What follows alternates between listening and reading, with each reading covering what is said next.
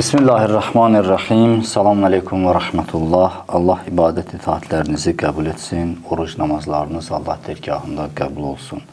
Yine de dünən söz verdiğimiz kimi bugün ağanın məhzərindən, elmindən istifadə edərik. Ağa, selamun Aleyküm. Selamun Aleyküm ve Rahmetullah. Allah akıbetimizi xeyir eləsin inşallah. Allah bizi dindən, imanından hayır salmasın.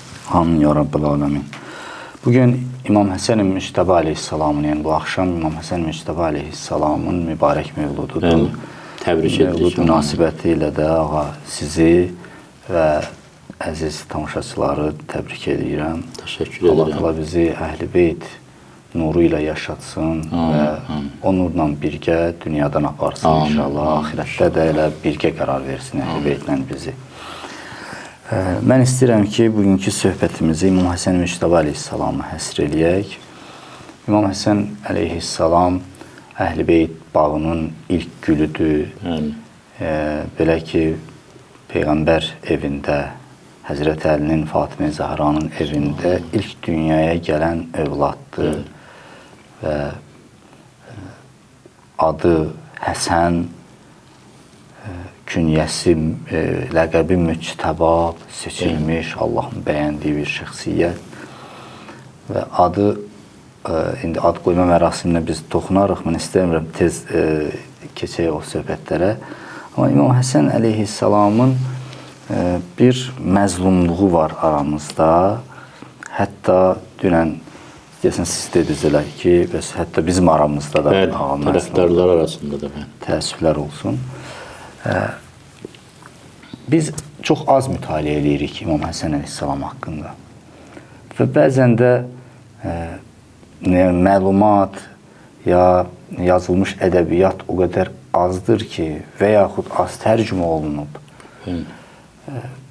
Biz ağanın həyatını, onun mövqeyini, onun nüfuzunu, onun xilafətini, onun sülhünü və digər əməllərini tam dərk edə bilmirik və düzgün də dəyərləndirə bilmirik.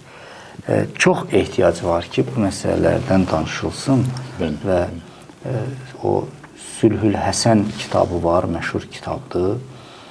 İmam Həsənin Sülhü. Onun müqəddiməsində yazılmışdı ki, deməli, Şərafəddin Amili, Əl-Müraciatın sahibi. Allah rəhmət eləsin. O deyir ki, mən kitabı yazmaq istəyirdim İmam Həsən Sülhü haqqında. Çünki bu barədə İmam Həsənə çox cəfa olunur. İttiham edirlər onu ki, niyə sülh etdi Muaviyyə ilə. Deyir, mən bu haqda kitab yazmaq istəyirdim. Amma bu kitabı görəndən sonra da vaz keçdim. Və o kitab da bizim dilə tərcümə olunub. İndi bilməm, qalıb yoxsa, tirajı qutarıb, qalıb satışda var yoxsa yox. Amma tövsiyə olunur ki, o kitab alınsın, oxunsun və orada çox məsələlərə aydınlıq gətirilib. İnşallah biz bunları müzakirə etmişdik. Buyurun, ağa, sizi də dinləyək. Bismillahirrahmanirrahim. Mən də sizi salamlayıram, tamaşaçıları salamlayıram, əzizləri, sosial şəbəkədə bizi izləyənləri salamlayıram. Təbrik eləyirəm Əhl-i Beytin Kərimi Əhl-i Beyt. Kərim, yəni Ali-Cənab, Əhl-i Beytin Ali-Cənab nümayəndəsi Həzrəti İmam Həsən Müctəbə Həsən ibn Əli əleyhissalam ağanın mövludu münasibəti ilə. Və mən bugün bir xəbər eşitdim, istərdim ki, bu xəbəri də necə deyərlər, bildirim yayım və arzulayıram ki, bu xəbər yayılsın və oturuşsun bizim Azərbaycan Respublikasında, xalqımız arasında. Bildiyiniz kimi, Əhl-i Beyt əleyhissalamın Azərbaycanda sənədli, sübutlu, tarixi sənədləri olan ən mötəbər nümayəndəsinin məzarı Bibi Heybətdə yerləşir. Həzrəti Həkimə, Fatimə Həkimə salamullah əleyhanın mübarək hərəmi. Fatimə Həkimə İmam Rıza əleyhissalamın bacısıdır. İmam Musa ibn Cəfər əleyhissalamın qızıdır. Həzrəti Məsumə sallallahu əleyhanın bacısıdır. Xanımın mövlud günü, təvəllüd günü bəlli deyil tarixdə. Ona görə də məndə olan məlumata görə xanımın mövludunu təşəbbüs edib Azərbaycanda salıblar İmam Həsən əleyhissalamın mövlud gününə. Həkimə xanımın. Bəli, indi bunu kim eləyib, necə eləyib, Allah kömək olsun. Mən də təqdir eləyirəm bir müsəlman kimi. Çox gözəl. Bu münasibətlə də təbrik edirəm. Yəni şərti olaraq mövlud müəyyən olmadığı üçün İmam Həsən əleyhissalamın hər il Ramazan ayının 15-i belə qərar qəbul olunub ki, Həzrət Fatimə Həkimə Bibi Heybətdəki xanımın da mövlud günü olsun. Bu münasibətlə də təbrik edirəm. İnşallah çox gözəl. qarşımızdakı illərdə biz bunu qeyd edərik. İnşallah sosiallaşdırarıq. Biz də ölkəmizi Əhl-i Beytə bağlayaq bir tərəfdən. Zaten bağlıdır. Çünki Əhl-i Beytin nümayəndələri, burada məzarları var. Bibi Heybət, Gəncə İmamzadəsi. Sevindirici haldır ki, Əhl-i Beytin, məsələn, Bibi Heybət, digər ziyarətgahlar da elədir. Xüsusən Bibi Heybət, yəni dövlət tərəfindən də təmir dəstəklənən, təmir olunan bir ziyarətgahdır və ayıb olar xanımın təvəllüd günü olmasa. Qeyd olunmaz. Deyir, o İbrahim əleyhissalamı oda atanda bir arı ağzında su aparırdı. Dedilər ki, sənin bu suyun o böyüklükdə tonqala nə edəcək? Dedim, ən azından cərgəmi bildirirəm, səhvimi, sıramı bildirirəm. Hansı tərəfdə, hansı mövqedə olduğunu bildirirəm. O nöqteyi nəzərdən Allah nəsib eləsin, bizim də bir payımız olsun. Bu münasibətlə təbrik edirəm. İmam Həsən əleyhissalam, hər imamın bir ləqəbi var. İmam Həsən əleyhissalam şəhid ləqəbini alıb. İmam Rıza əleyhissalam alim ləqəbini alıb. İmam Sadiq əleyhissalam rəisi məzhəb ləqəbini alıb. Məsələn, İmam Həsən əleyhissalatü vəssalam da Kərim ləqəbini alır Ali Cənab. Bir çoxları elə bilir və bir çoxları da bu məsələni təbliğ edir ki, İmam Həsən əleyhissalamın Kərim adlanmasının səbəbi onun Əməvilərlə sülhünə görədir. Zərrə qədər də əlaqəsi yoxdur. Evet. İmam Həsən əleyhissalamın Ali Cənablığı sülh məsələsində deyildi. İmam Həsən əleyhissalam şəxs olaraq Ali Cənab şəxsi idi. Kəramətli nəfsi var idi. Yəni, bilirsiniz, insanlar bir neçə kateqoriyaya bölünürlər günah etməmək nöqteyi nəzərindən. Bəzi insanlar var, cəhənnəmdən qorxur, günah eləmir. Bəzi insanlar var, cənnəti arzuluyur, günah eləmir. İmam Həsən əleyhissalam və onun davamçıları, o qəbildə olan nurani şəxslər kəramətlərinə görə günah eləmirlər. Yəni, günah etməyə özlərinə sığışdırmırlar. Əşçilik hesab edirlər. Yəni, günahı iyrənc hesab edirlər. Bu iyrənc varlığa toxunmağı özlərinə rəva bilmirlər.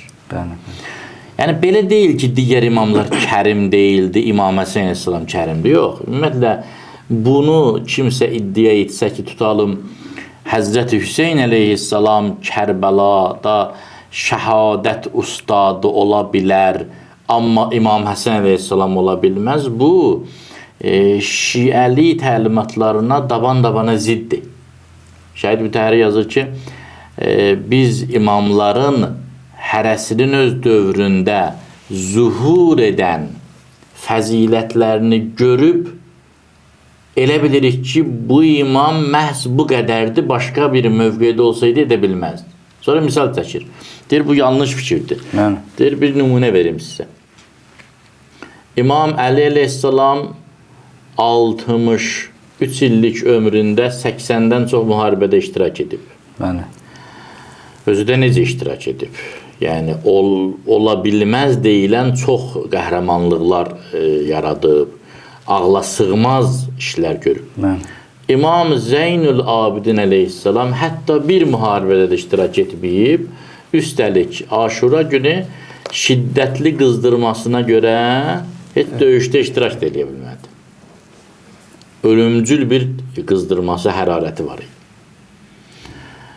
Şəhid buyurur ki, bizim imamlar barəsində qeydəmiz budur. Əgər İmam Zeynul Abidin əleyhissalam Xəndəq döyüşündə olsaydı, Əmr ibn Əbdüvuddu vurub yerə sərəcəkdi. Bəli. Xeybər döyüşündə olsaydı, Yahudi qalasının qapısını qoparacaqdı. Bəli, bəli, bəli. İmam Əli əleyhissalam Kərbəlada olsaydı, o mövqedə qızdırmadan qıvrılacaqdı. Bəli, bəli. Yəni, onlar hər bir imam öz dövründə bir xasiyyətini üzə çıxartmaq üçün şəraiti münasib görür, onu edir. Nəinki bu bacarır, o biri bacarmır. Bəli. Yəni, bunlar öz yerində bilinsin. Bəzən də potensial ola-ola o səbri etmək çox çətin olur. Bəli. Yəni, potensialım var, mən bu işi bacararam, amma şəraitə görə edə bilmirəm. Şəraitə görə edə bilmirəm və səbr edirəm. O nöqteyi nəzərdən İmam Hüseyin əleyhissalam daha xoşbəxt adam idi. Çünki öz sözünü hayqıra bildi, deyə bildi. İmam Həsən əleyhissalamın qanı da öz evində gizlində töküldü. Yəni düşməni öz evində idi. Hicrətin 3-cü ilində dünyaya gəlib İmam Həsən əleyhissalam, yəni müsəlmanlar Məkkədən Mədinə köçəndən 3 il sonra dünyaya gəlib. İmam Həsən əleyhissalam və İmam Hüseyin əleyhissalam bunlar ayrılmazdılar. Rəsulullahın da hədisində var ki, Həsən və Hüseyin qiyam da etsələr, imamdılar, rəhbərdilər, örnəkdilər. Sussalar da imamdılar, rəhbərlər, örnəkdilər. Onlar mənim 2 reyhanımdılar, onlar cənnət cavanlarının ağalarıdırlar və. Bu 2 şəxsiyyətin əsl nəsəbi misilsizdir.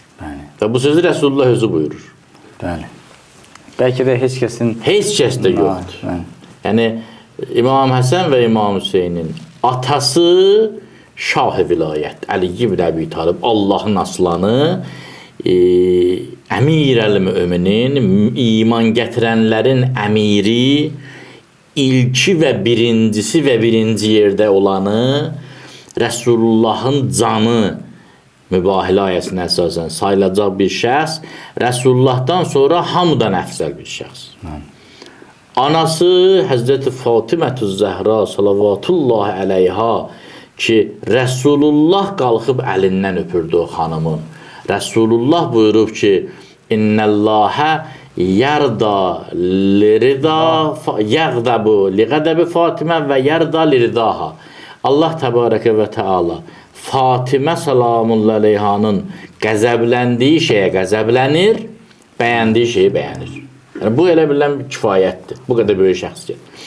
Babası Əşrəfül Ənbiya, əşrəf-i məxluqat Rəsulullah Muhammed Mustafa sallallahu aleyhi və səlləm də orada söz bitir.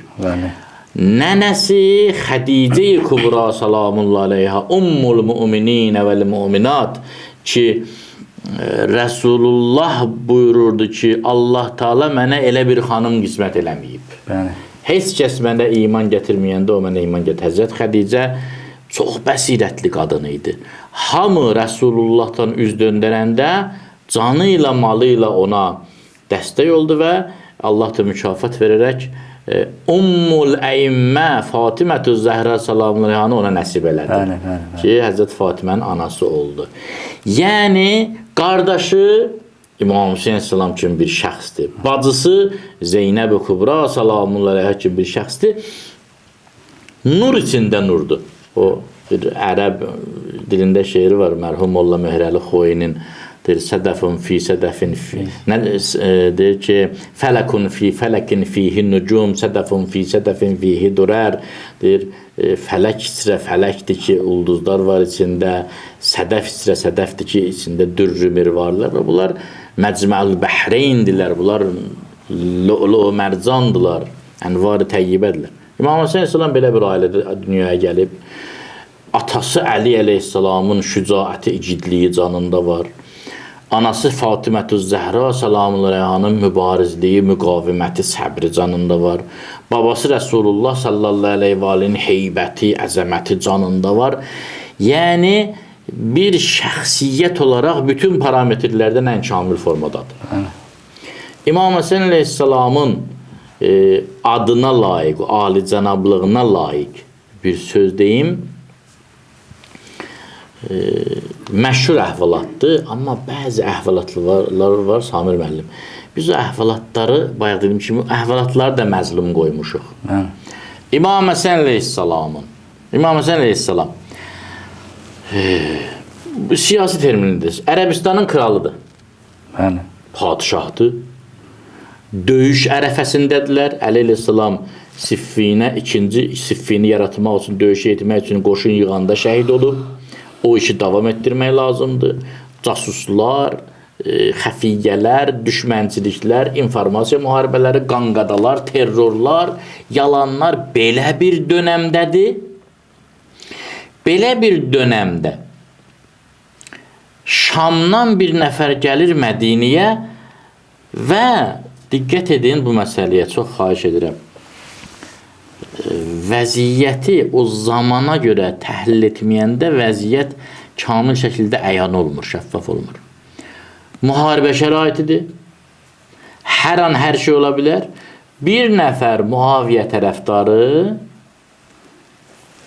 sanki ürək yiyib. Gəlir Mədiniyə, deyir, mən Həsən ibn Əliyə ağzıma gələn deyəcəm. Bu adam Muaviyyənin tərəfindəndir. Muaviyə döyüşür İmam Həsən əleyhissalam ilə. Qanqadalı dövürdür, düşməndilər. Muaviyyənin düşmənçilikdə bacara bilmədiyi şəxsə gəlib ürək sözlərini desin. Ki, yadımda deyil, mərhum Kaşifül Qitanın təhliliyə kiminsə deyir ki, mən belə başa düşürəm ki, o adam kamikadzeli eləmək istəyirdi, intihara gəlmişdi. Yəni, gəlib düşmən padişahına, xəlifəsinə bu sözləri demək, gəldi İmam Hüseyin əleyhissalamdan üzbəyiz rastlaşdı, atasını söydü imamın, nəslini söydü, qardaşını söydü, təhqir elədi, ağzına gələni dedi və bir əli də qılıncındadır ki, görək nə olacaq. Nə olar. Yəni, İmam Həsən əleyhissalamın bir barmaq işarəsi ilə onu məhv eləyərdilər. Düz. İmam Həsən əleyhissalam heç kəsi qoymadı danışmağa, reaksiya verməyə. Bu tamamilə öz ürək sözlərini dedi. Dedikdən sonra imam buyurdu ki, əvvəla salamlayıram səni. Bu sözlərindən, söhbətlərindən belə bilinir ki, sən burada qəribsən. Sən buralı deyilsən. Sən məni tanımırsan. Sənin bu dediklərinin mənə aidiyyatı yoxdur. Mən elə adam deyiləm. Mən sənin qulluğundayam. Sən belə deyim, travmalısan, zədəlisən, belə agresifsən, bəlkə bir problemin var, ona görə belə danışırsan, bəlkə evin yoxdur, bəlkə pulun yoxdur, mən sənə necə xidmət eləyim? Sonra buyurdu ki, heç onun cavabı gəlmədən, zəhmət olmasa bu qonağı gətirin, gedək bizə, apardı evinə, yemək, içmək, süfrə, bu da böht aləmində tamaşa eləyir. Yəni, hep şeydir də, özünü tamam, adekvat deyil də vəziyyət, yəni gözləmədiyi bir şey. Həm də yenə gözləyir ki, bəlkə tərəf rola girib, məsələn, nəsə, gördü, yox, tam səmimi. Ağladı. Dedi, ağa, mən Şamdan bura gələndə dünyada səndən çox nifrət elədiyim adam yox idi. Səndən və nəslindən. İndi ki, buradan gedirəm, dünyada səndən və nəslindən çox sevdiyim adam yoxdur. Allahu a'lamu haythu yec'al risalete. Allah yaxşı bilir ki, öz missiyasını kimə tapşırır. Siz elə kərimsiz, alicənabsınız. İmam Hüseyin əleyhissalamın alicənablığı bunda idi. Söhbəti, sülh müqaviləsi, bəzi Muaviyə sevərlər, onlar da bizim qardaşlarımızdır, amma doğru yolda deyirlər. Onlar düşünürlər ki, bəli, İmam Hüseyin əleyhissalam agresiv idi, qanqadaçı idi, amma İmam Hüseyin əleyhissalam onlara qaydacaq. Bu deyil. İmam Hüseyin əleyhissalamın kəraməti, alicənablığı şəxsi əxlaqına görə, ictimai münasibətlərinə görə idi. Bəli, yeri gələndə düşmənə də mərhəmət göstərirdi alicənablığına görə. Atasından öyrənmişdi. Mən sizə bir, əgər icazə versəniz bir, deməli, Üçüncü xəlifə öldürüldükdən sonra Əli əleyhissalamı zorla xilafətə gətirdilər. Əli əleyhissalam özündən öncəkilərin təyin etdiyi bir neçə nəfəri işdən çıxartdı. Bir neçə valini. O cümlədən Muaviyyəni. Daha doğrusu bir neçə nəfəri saxladı, hamısını çıxartdı. Hə də əksəriyyəti çıxartdı. Kimsə razılaşdı, kimsə, amma ən aqressiv münasibət göstərən Muaviyyə oldu. Əbu Süfyan oğlu Muaviyyə. Muaviyyə bir nəfəri göndərdi məktublu Əli əleyhissalamın yanına. Amma ona müəyyən tapşırıqlar verdi. Bu adam gəldi Kufəyə. Dedi ki, bəs mən Əli ibn Əbi Talibi görmək istəyirəm. Dedilər, gəl bur. Dedi, yox. Mən cəmaətin içində məktubu ona vermək istəyirəm. İmam da buyurdu, bəli, cəmaət yığışın. Bu istəyir ki, bu adam elçi istəyir ki, sizə söz desin. Bu durdu, başladı danışmağa. Mən Şamdan gəlirəm, mən elə bir yerdən gəlirəm ki, 50 min adam oturub xəlifənin qanlı köynəyinin bayraq kimi asılmış bayrağının altından ağlayır, xəlifənin qatillərinə lənət oxuyur, xəlifənin qisasını almayanlara lənət oxuyur. Dedi. Sözlərin arasında ağa dedi ki, bir dəqiqə oğlum, o dediyin lənət oxunan şəxs kimdir, o qatil kimdir? Dedi, sənsən Əli ibn Əbi Talib. Eyni hadisə İmam Həsən İslamın hadisəsidir. Bu hansı qəbilədən idisə, o qəbilədən olan bir nəfər qalxdı ayağa. Dedi, sən bizi Şam qoşunu ilə qorxuzursan, 50 min yox, 500 min adam olur. İraq nə zaman Şamın qabağında qorxub? Siz nə zaman bizə qalib gəlmişsiniz? Biz Əli ibn Əbi Talibin tərəfindəyik, siz kimin tərəfindəsiniz? Muaviyyə kimdir? Elə bir söhbət elədi ki, cəmaət tökülüşdü elçini öldürməyə. Elçi özünü itirdi, neynəsin? Əli əleyhissalam elçini qucaqladı, cəmaətin içindən çıxartdı. Apardı təhlükəsiz yerə. Burada oğlum, get, gördükləri bir Muaviyyəyə danış. Sami müəllim, elçi dedi ki, mən getmirəm. Mən getmirəm, başqasını göndər. Mən burada qalıram, mən sizin yanınızda qalıram. Şahlar necə adamlar seçirlər göndərməyə? Elə adamlar seçirlər ki, bu dönməz olsun, dilli dilavər olsun, əqidəsi möhkəm olsun, öz siyasətini. Amma bu Əli əleyhissalamın o nurani ağuşunda Allah ona hidayət elədi. Yəni, bu Əhl-i Beyt kəramət mənbəyidir. Yəni, kim onların kəramətindən, alicənablığından məhrum qalırsa, o həyatdan məhrumdur, o öz günahıdır, özü fikirdir. Elə bu yerdə mən istəyirəm, ümumiyyətlə, o alicənab əxlaq, bir var gözəl əxlaq. Məkarimul əxlaq, məhasinul əxlaq. Bu iki termin hədislərimizdə gəlib, dini mətnlərdə gəlib. Məhasinul əxlaq. Məhasinul əxlaq, gözəl əxlaq. Məkarimul əxlaq, ali əxlaq. Yəni, sizin bayaq dediyiniz alicənablıq. Bunun fərqini qeyd edirlər. Deməli, məhasinul əxlaq odur ki, o şeylərdir ki, insan orada heç bir mübarizə aparmır. Yəni, nə öz nəfsinlə, nə öz haqqından keçirsən, nə orada hər hansı bir güzəştə gedirsən. Bu şeylər məhasinül əxlaqdır, gözəl əxlaq. Məsələn, nə ola bilər? Əxlaqlı, məsələn, mülayim davranırsan birinə. Burada heç bir çətinlik tələb olunmur ki, əziyyət yoxdur. Bu gözəl əxlaq, yaxşı danışırsan.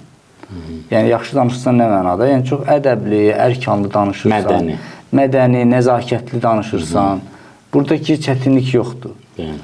Və yaxud biri ilə yol yoldaşırsan, səfərə gedirsən, onunla yaxşı davranırsan. Burada da heç bir əziyyət tələb olunmur.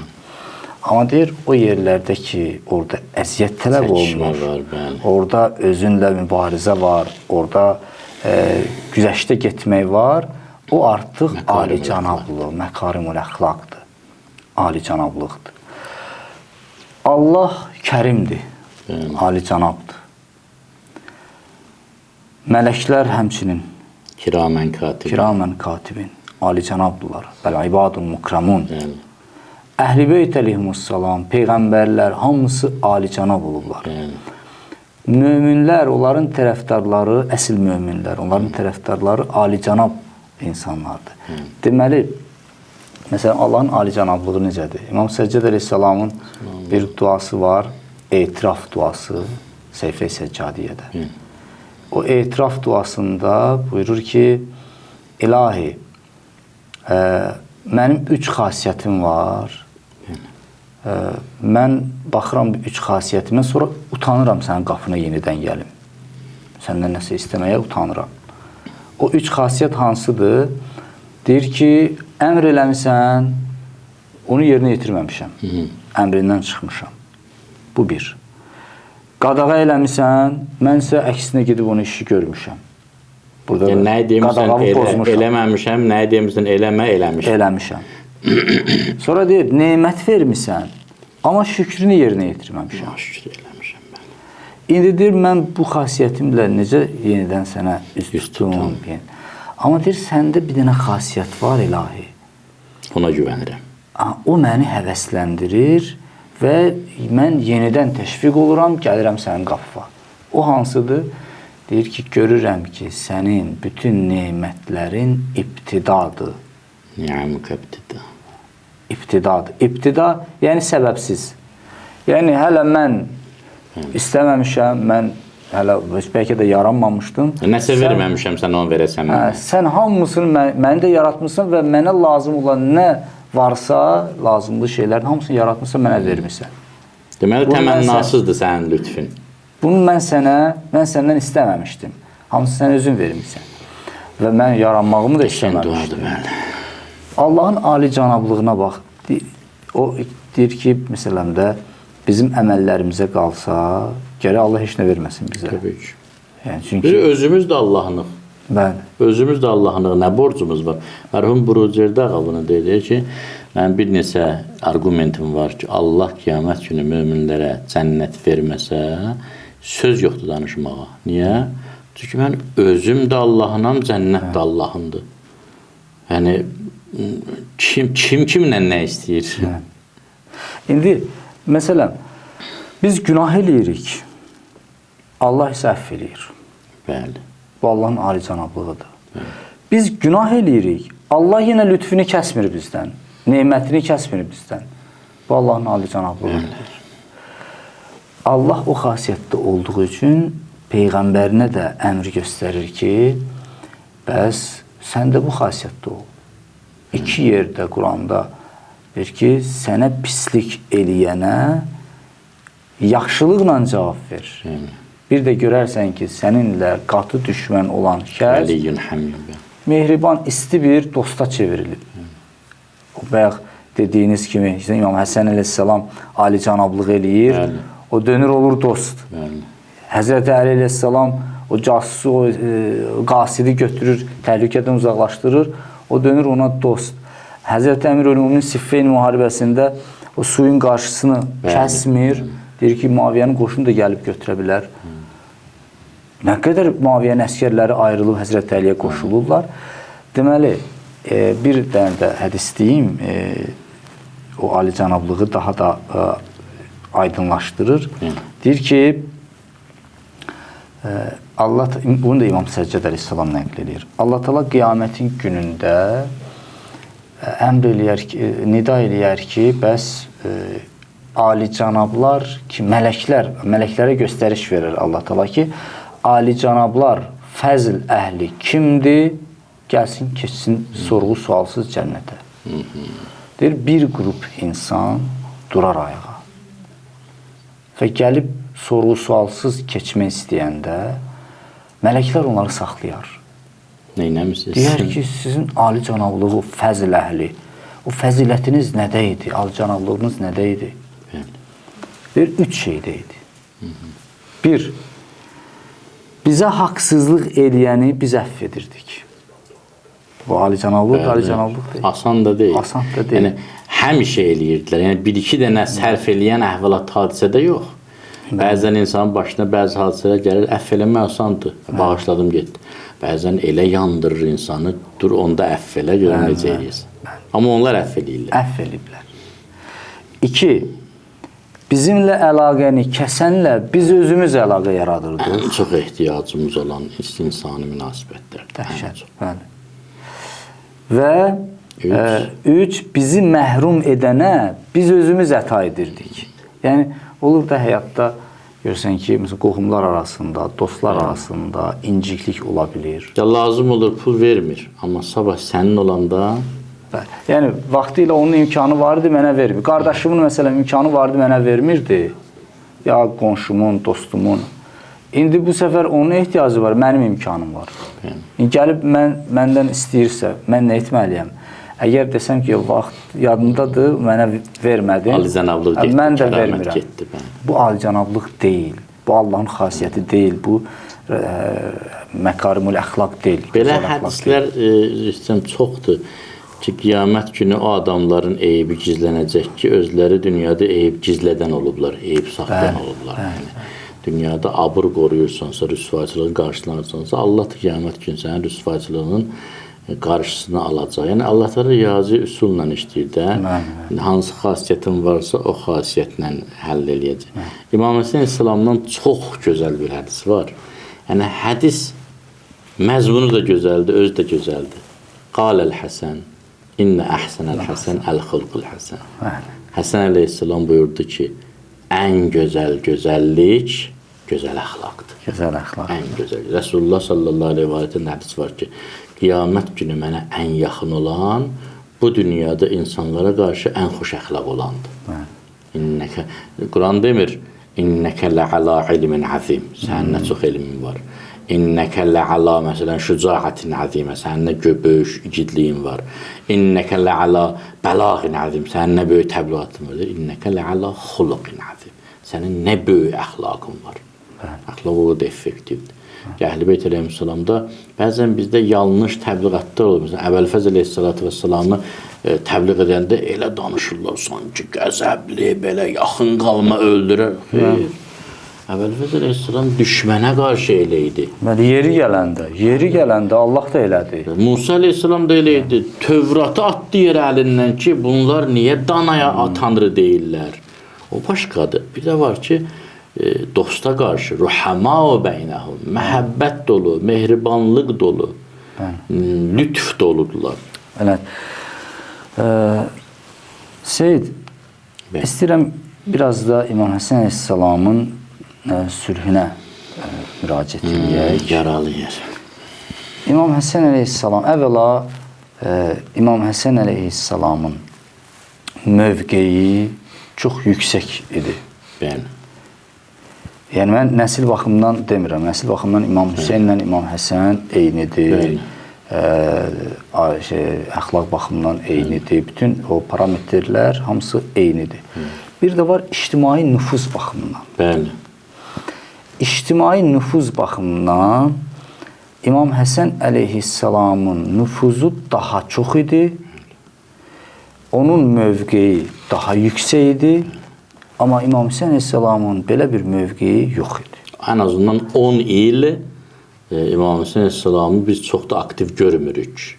Bu həm İmam Hüseyn ağanın öz ədəbi idi. Hətta yazırlar, bir nəfər yoxsul gəldi yardım almağa. Bəli, bəli. İmam Hüseyn ağanın yanına. İmam Hüseyn ağa soruşdu ki, qardaşım İmam Hüseyndən nə qədər aldın? Dedi, məsələn, 10 manat. Dedi, onu mən 9 manat verəcəm. O imamdır, o ağadır. Bəli, ondan çox qavağa düşməyim. Yəni, İmam Həsən ağa İmam Hüseynin də imamı idi. Bəli, bəli. 10 il İmam Hüseynin imamı olub. İndi ictimai nüfuz deyəndə mən nəyi nəzərdə tuturam? Düzdür, 10 il deyirəm mən, 10 il olmadı da, biriniz 6 ayda, 10 il oldu. 10 il, 6 ay sülhə qədər oldu, ondan sonra bəli, 10 il. Mən ictimai nüfuz deyəndə nəyi nəzərdə tuturam? İmam Həsən əleyhissalam xəlifə olmuşdu. Bəli. Amma İmam Hüseyn xəlifə olmamışdı. Yəni, Həzrəti Əli əleyhissalamın şəhadətindən sonra ən azından yarım il İmam Hüseyn onun yerinə İmam Həsən təyin olundu. İmam Və Həsən bütün mühacir ənsar beyət və elədilər. bütün insanlar gəlib ona beyət eləyib, onu imam kimi, xəlifə kimi qəbul etdilər. Bu özü böyük bir ictimai nüfuz idi. Bu İmam Hüseyndə yox, olmamışdı. İmam Həsənlə Müaviyyə arasında sülh bağlanıldı. Və nə qədər ki İmam Həsən sağ idi, Müaviyyə heç vaxt vəliəhdlik mövzusunu sala bilmirdi ortaya. Bəli, düzdür. Çünki əgər İmam Həsən ayağa qalxsaydı, Müaviyyənin işi çox çətinləşərdi. Müaviyyənin səhv eləməsəm Əmrasa bir dəfə belə bir söz var ya hansısa nümayəndəsinə ki, sən deyəsən unutmursan ki, bu Əlinin oğludur ha.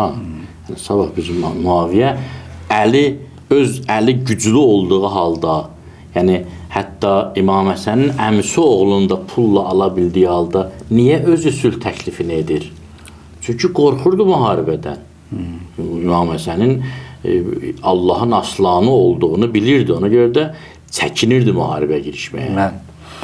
Ondan əvvəl onlar həm də siyasi baxımdan məsələyə ictimai baxımdan, sosial baxımdan məsələyə yanaşıblar. Müaviyyə bilirdi ki, mən İmam Həsənlə, yəni mənim tərəf müqabilim bir xəlifə olaraq və müsəlmanların ən azı əksər hissəsinin nümayəndəsi olaraq İmam Həsəndir mənim tərəf müqabilim. Bu yalnız Şamı təmsil edirdisə, İmam Həsən bütün İslam aləmini təmsil edir. Və İmam Həsən əleyhissalam nə qədər sağ idi, Müaviyyə Yezidin vəliəhdlik mövzusunu sala bilmirdi, çəkinirdi. Amma elə ki, İmam Həsən əleyhissalam zəhərləndi, şəhadətə çatdı. Ondan sonra Yezidin məsələsi, mövzusu, vəliəhdlik mövzusu. Çünki müqaviləyə əsasən İmam Hüseyn ağa hələ ki xəlifə ola bilməzdi, Müaviyyədən sonra seçilməli idi. Ona görə də İmam Hüseyn İslamın rəsmi siyasi mövqeyi yox idi. Ona görə biz İmam Həsənlə İmam Hüseynin işini əgər müqayisə eləyiriksə, bütün bunları nəzərə almalıyıq. Bəli, hökmən. Allah eləməsin, bəzən İmam Həsən əleyhissalam barəsində cəfa eləyirlər. Çox, haqsız danışırlar. Həm dostlar, həm düşmənlər. Elə Kərbəla hadisəsi, Aşura hadisəsi, hansı ki, zalim Əməvi xilafətinin hakimiyyətinin süqutu ilə nəticələndi, onun ilkin ştrixlərini İmam Həsən əleyhissalam qoydu, sülh müqaviləsi maddəsi.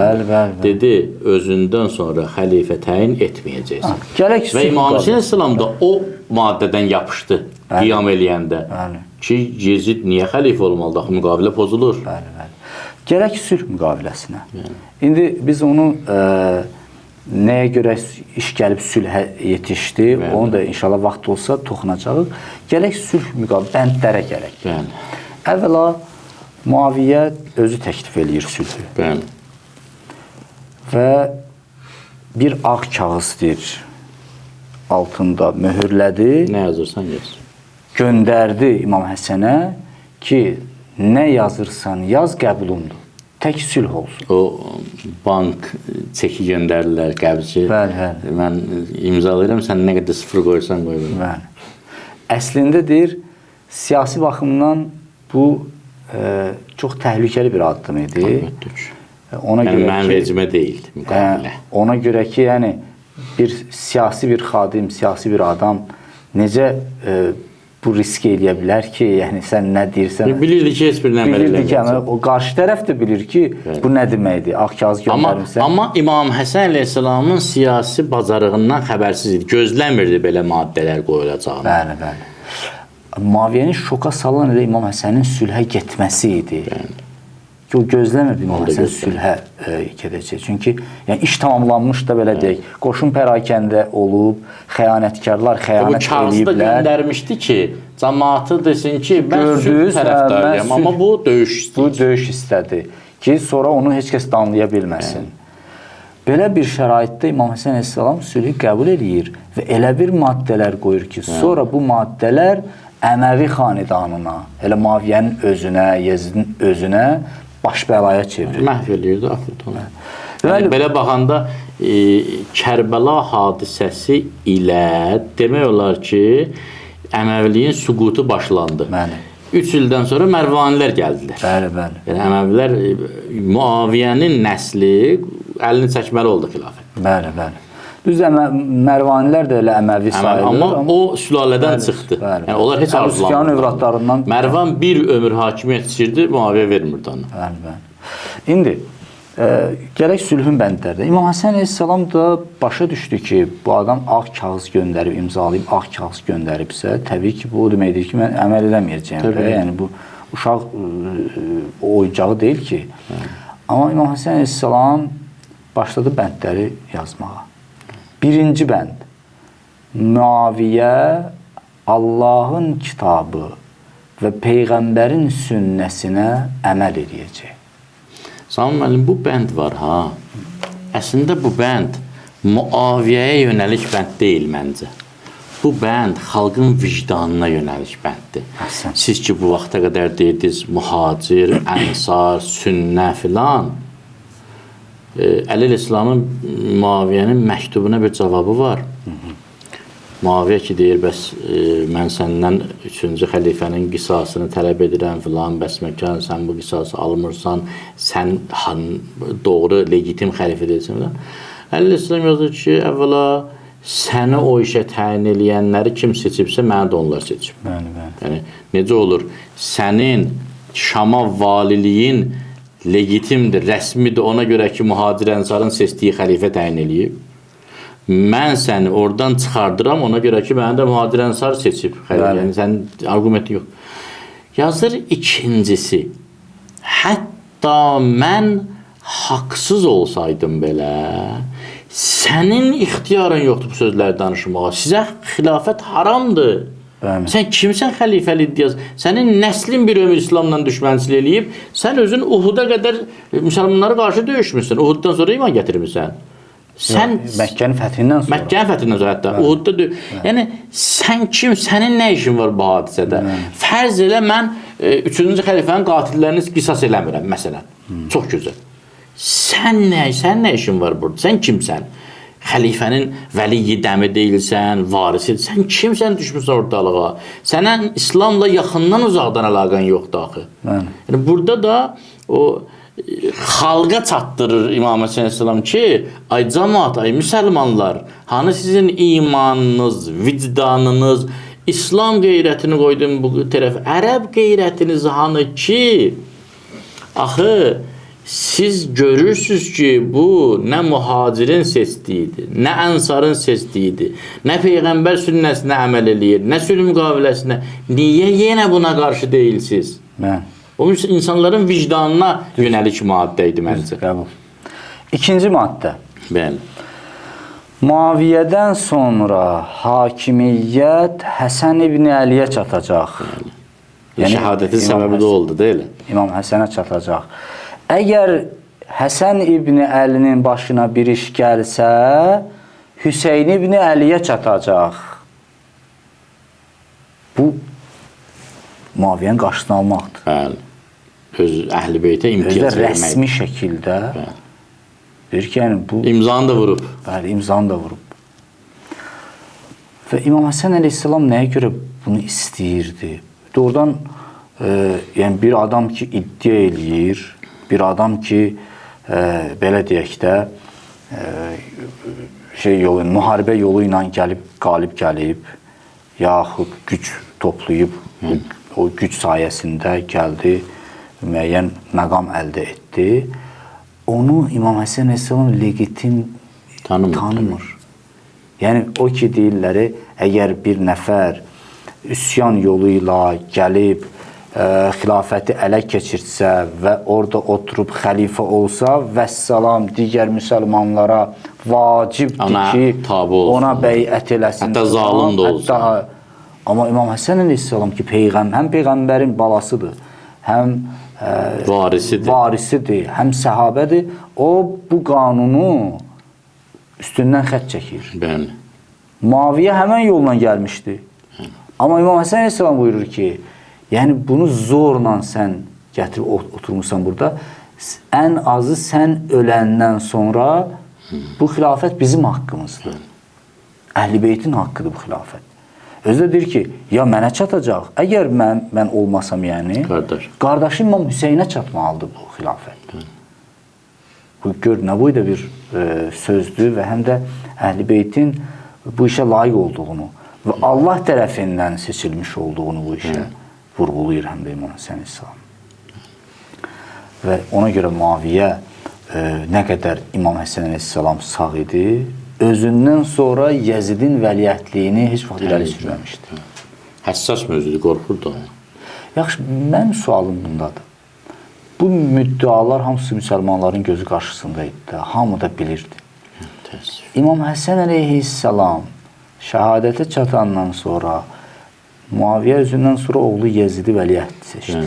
Yəni məndən sonra oğlum Yezid olacaq. Müsəlmanlar da hamısı beyət etdilər. Bir neçə nəfər istisna olmaqla. Bu kəskin yuxunu pozmaq üçün İmam Hüseyn ağa Aşuranı yaratdı. Çünki İmam Aşuraya qədər hər şeyi dənədilər, yoxladılar. Xalq oyanmır. Ümmət ayılmır.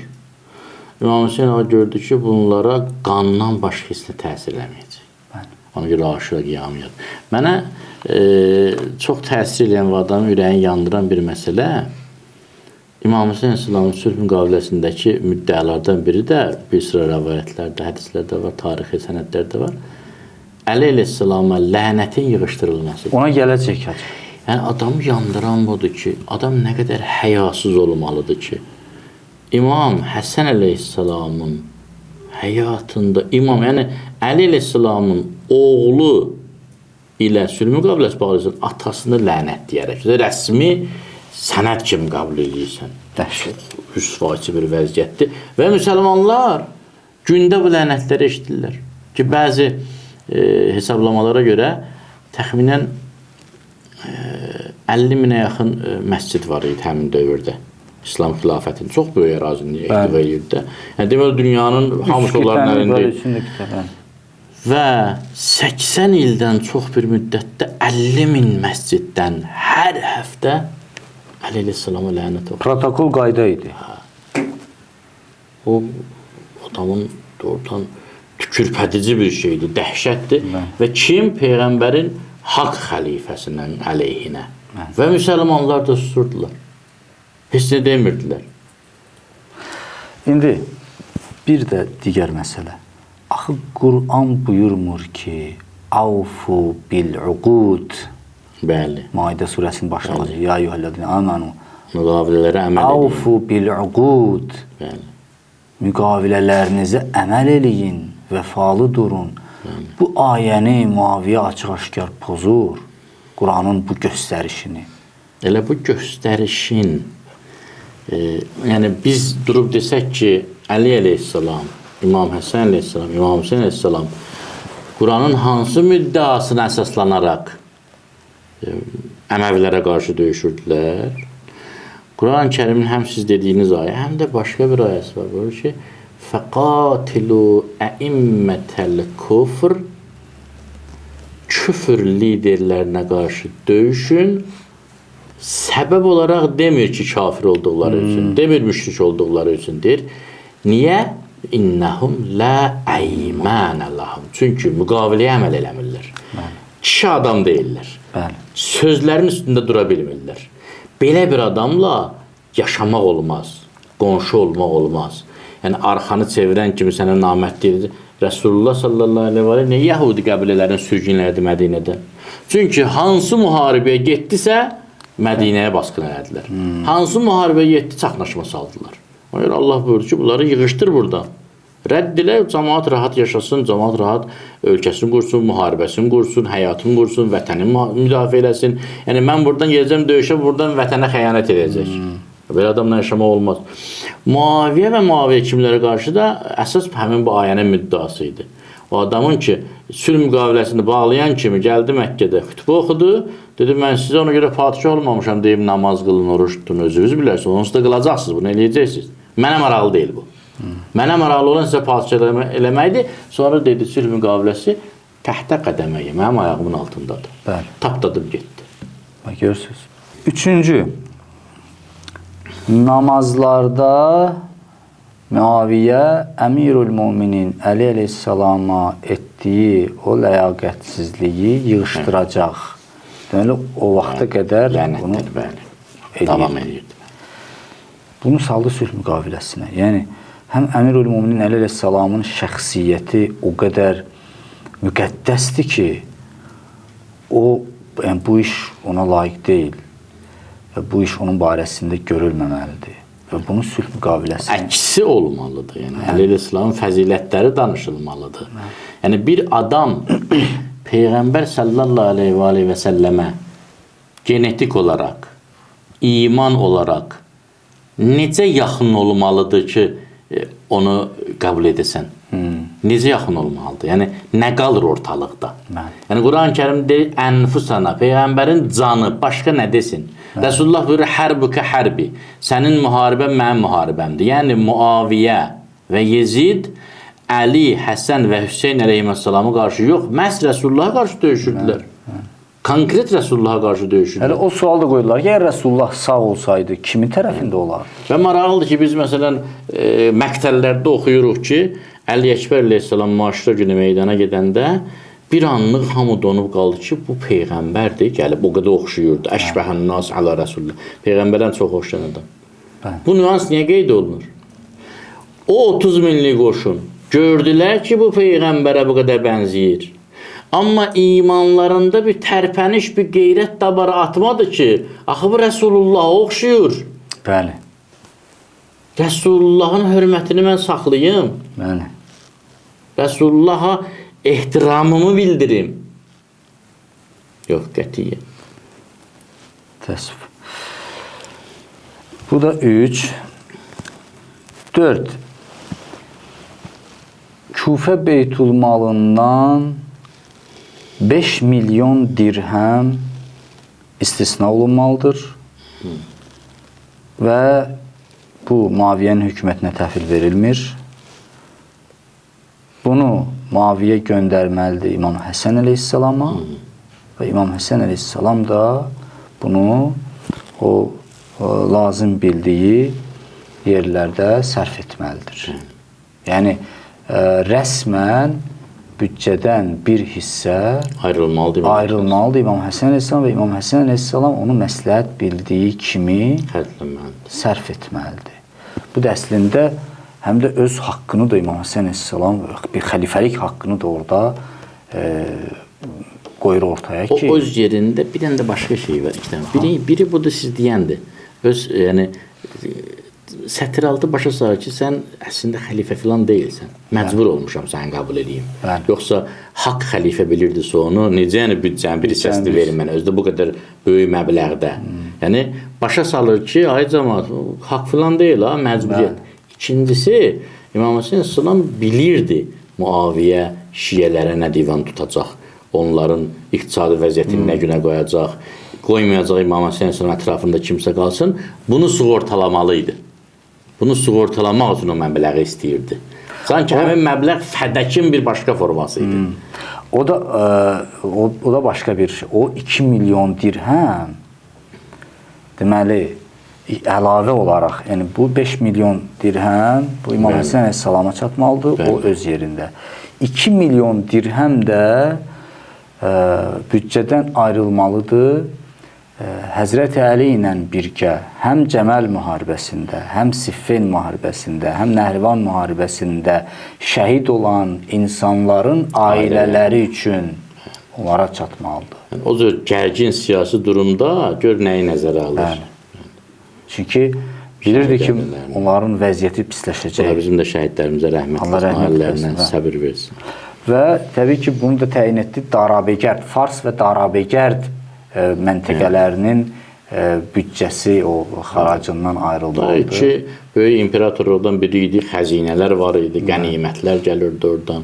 Bəli.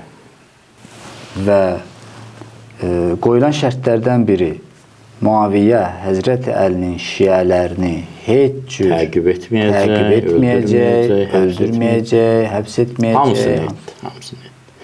Hətta İmam Hüseyn əleyhissalam sonradan Muaviyyəyə tənqid dolu məktubunda deyir ki, sən o adamsan ki, Rüşeydi Həcərini, Əmr ibn Həmiqi, Hücr ibn Ədini belə böyük şəxsiyyətləri qətl edirdi. Bu 3 nəfərin qətli elə mənə dəstəviz verir ki, sənə qarşı döyüşüm. İmam Hüseyn əleyhissalam. Sonra buyurur ki, mən qorxuram sənə qarşı müharibə etmədiyim üçün qiyamət günü Allaha cavab verə bilməyəm. Yəni sənə qarşı müharibə olmalıdır. Amma şərait qoymur. Əslində sən kafir hərbisən. Əslində sən düşmənsən, amma şərait qoymur. Maraqlıdır ki, əgər səhv eləməsəm, ola bilər səhv eləyim, sonra dilimdən səhv sənəd tutmasınlar. Əgər səhv eləməsəm, İbn Əbi Şeybənin müsnədindədir. Ola bilər kitabda səhv eləyim. Dəqiq Əhl-i Sünnə əzizlərimizin mənbəyindədir. Əli əleyhissalamın qunutda hansı dua oxuduğunu qeyd edir orada. Dualar belədir ki, orada əlbəttə belə qeyd olunub, Allahumma aleykə filan kəs, amma əsl orijinal mənbəyi başqa kitabda verir ki, Allahumma əl'an Muaviyyətə və Muğayrət ibn Şöbə və Əmr ibn As və əşya'hu. Nifrin edir əleyhissalam Muaviyyə və ətrafındakilara, onu sevənlərə ki, bunlar, yəni namazının qunutuna salıb bunu. Bir müsəlman fikirləşə ki, Raşid xəlifələrdən 4-cüsü Muaviyyət ibn Əbu Süfyana hər namazının qunutunda lənət oxuyurdu. Bu nə deməkdir? Yəni, bir müsəlmanların, səhabələrin seçdiyi xəlifə bir nəfərə lənət oxuyur. Buna rəğmən onun ətrafında olanlar çox təəccüblü insanlardır. Yəni, insan süqut edərkən, mənəvi baxımdan tənəzzül edərkən hara qədər gedir? Ki, bütün parametrlərdə batil olan bir nəfərin haqq olmasına çalışırsan, heç haqq kimi qələmə verilməsin. Üstəlik onun uğrunda canını da qurban versin. İnsan gör, nə qədər tənəzzül edib şeytana qul olur. Bizim vaxtımız bitib, keçib. Təəssüflər olsun ki, vaxtımız bitib. Ağacan, təşəkkür edirik bu gözəl söhbətlərə görə. Təbii ki, biz imamın həyatını tam əhatə edə bilmədik. Onun bir hissəsini danışdıq. İnşallah fürsət olsa gələn söhbətlərimizdə də biz yenə də toxunacaq Allahın izni ilə. Təşəkkür edirik. Mən təşəkkür edirəm.